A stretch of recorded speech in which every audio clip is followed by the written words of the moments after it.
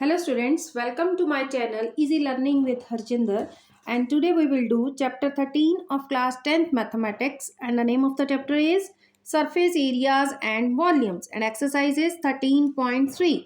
इससे पहले हमने 13.3 के क्वेश्चन नंबर 5 तक वीडियोस को कंप्लीट किया है, तो आज हम करेंगे क्वेश्चन नंबर 6। तो चलिए वीडियो को स्टार्ट करते हैं और क्वेश्चन को पढ़ते हैं। Question says how many silver coins 1.75 centimeter in diameter and of thickness 2 millimeter must be melted to form a cuboid of dimensions 5.5 centimeter multiplied by 10 centimeter and multiplied by 3.5 centimeter. How many silver coins? कितने silver coins हमें use करने पड़ेंगे जिनकी हमें diameter given है और thickness given है। एक की हमें डायमीटर और थिकनेस गिवन है।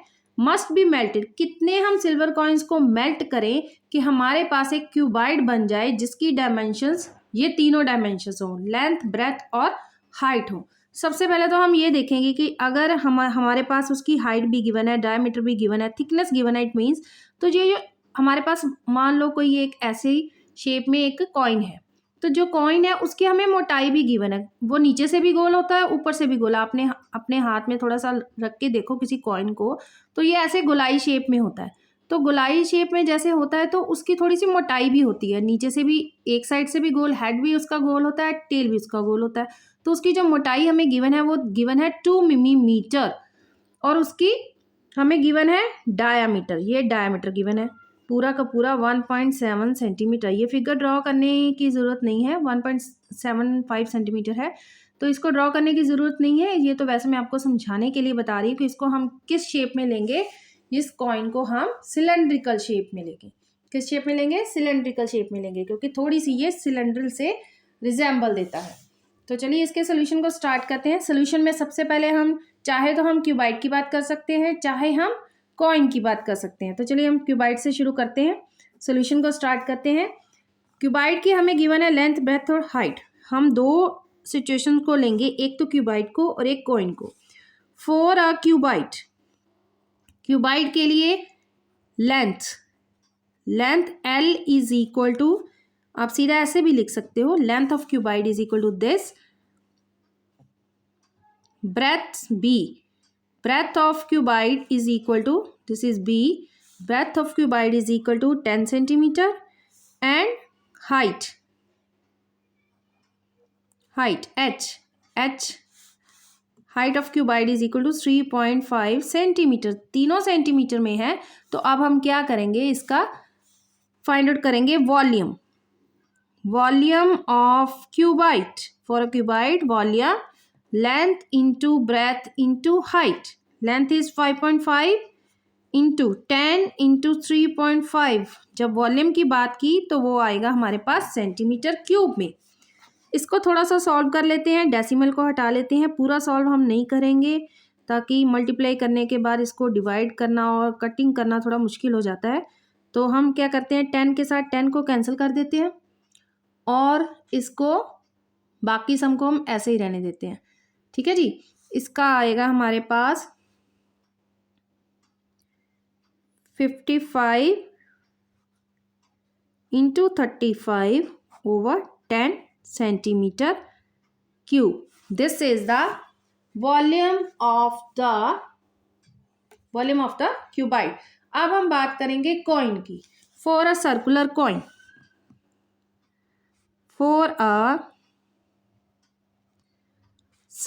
कॉइन, एक सर्कुलर कॉइन की बात करेंगे तब हम नंबर ऑफ कॉइन्स निकालेंगे इसके। तो एक कॉइन के लिए सबसे पहले हम लिखेंगे diameter D is equal to 1.75 centimetre.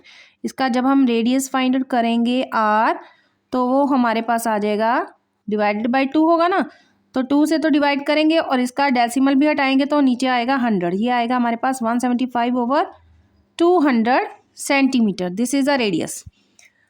Next इसके बाद इसने बात की है इसकी थिकनेस की। थिकनेस को हम इसकी हाइट ले लेते हैं, दैट इज 2 मिलीमीटर, और मिलीमीटर है तो हमें उसको किस में चेंज करना है, सेंटीमीटर को।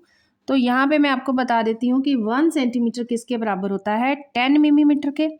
It means 10 millimetre is equal to 1 centimetre, और 1 मिलीमीटर क्या होगा, 1/10 सेंटीमीटर के बराबर। तो जब हम मिलीमीटर को सेंटीमीटर में चेंज करेंगे तो 2 को 1/10 से मल्टीप्लाई करेंगे और साथ में सेंटीमीटर लिख देंगे, ये होएगा 2/10 सेंटीमीटर। ठीक है जी, 2/10 centimetre, this is a thickness. उसके बाद हम इसकी क्या बात करेंगे, इसके वॉल्यूम की बात करेंगे।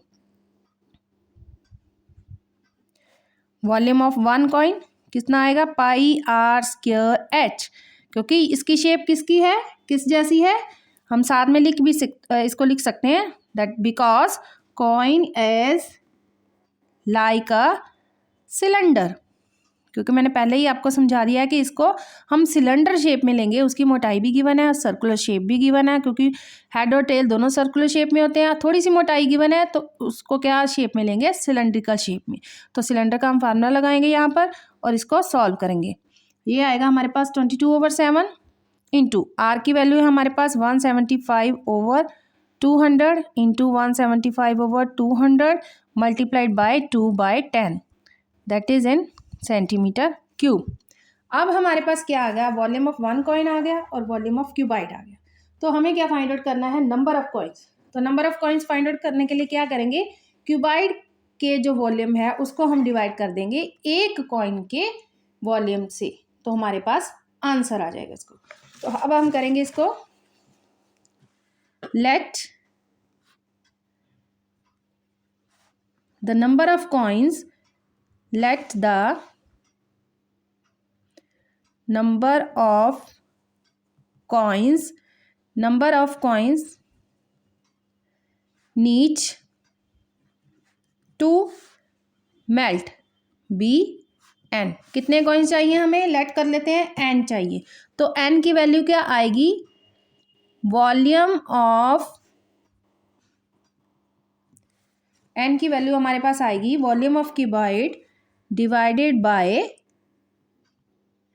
Volume of one coin.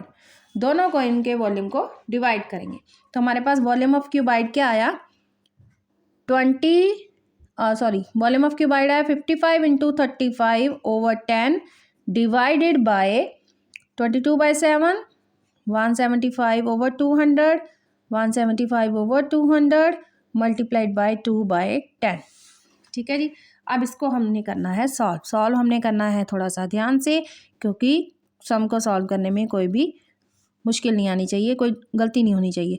तो इसको हम रेसिप्रोकल करेंगे, जब मल्टीप्लाई का साइन लगाएंगे ऊपर आ जाएगा 200 × 200, 175 175 10/2, क्योंकि ये सारी टर्म एक है और ये सारी एक है। जब डिवीज़न को मल्टीप्लाई में चेंज करेंगे तो सारा रेसिप्रोकल हो जाएगा। अब इसको करेंगे हम सॉल्व। चलिए शुरू करते हैं। तो सबसे पहले हम 5 के टेबल पे जाते हैं, 5 3 15 और 5 3 15 मतलब 2 बचेगा, तो 5 5 का 25 और यहाँ पे 40 आ जाएगा, यहाँ पे भी 35 और यहाँ पे भी 40 आ गया। ठीक है जी। तो ये आ गया 7 5 का और 35 से 35 कैंसिल, 5 8, ठीक है, 10 के साथ 10 कैंसिल, 2 4 का, 11 2, 11 के टेबल से 11 2 11 5 और 2 2 हमारे पास बच गया 5 × 2 × 40। एक बार चेक कर लेते हैं। हाँ जी, तो ये हमारे पास बचा 10 × 40, ये आ गया 400n। ये देखिए ध्यान से सॉल्व करना है इसको, सम को। चाहे तो इसको 2 बार ही सॉल्व करके देखिए कि सम को सॉल्व करने में हमने कोई गलती तो नहीं कर दी, क्योंकि अगर आपने एक भी कटिंग गलत कर दी तो आपका सम पूरा गलत हो जाएगा, आंसर गलत आएगा, तो नंबर तो कट हो ही जाएंगे। 2 मार्क्स तो कटेंगे, एक आपके डिवीज़न करने के, सॉल्व करने के और एक आंसर निकालने के। तो इसलिए इसको ध्यान से सॉल्व करना। तो ये हमारे पास कितना आ गया, 400। तो अब हम लिखेंगे 10 द रिक्वायर्ड, क्या चाहिए था हमें, required number of coins is equal to 400 answer. ये था हमारा सम नंबर ऑफ कॉइन्स का।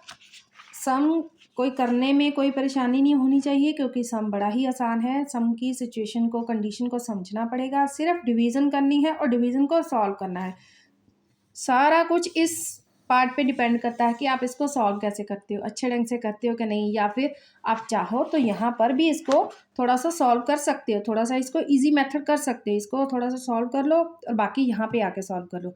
लेकिन क्योंकि हमने नहीं किया, छेड़ा ही नहीं, क्योंकि 2 पार्ट हमारे क्लियर हो जाए बिल्कुल ठीक है, और यहाँ पे आके हम कटिंग करते हैं, तो अगर हमारी एक आध गलती भी हो जाएगी गलती से तो 1 नंबर कट जाएगा। बाकी कुछ कह नहीं सकते, एग्जामिनर कैसे चेक करते हैं।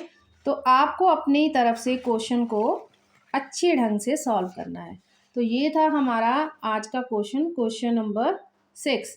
और किसी को भी इस सम में कोई भी डाउट हो, क्लियर करना चाहते हो, तो प्लीज़ मेरे को कमेंट करो। और अगर मेरी वीडियोस अच्छी लगे तो प्लीज़ मेरी वीडियोस को लाइक, शेयर और मेरे चैनल को सब्सक्राइब करना मत भूलिए, क्योंकि आप जब सब्सक्राइब करते हो तो मुझे मोटिवेशन मिलती है।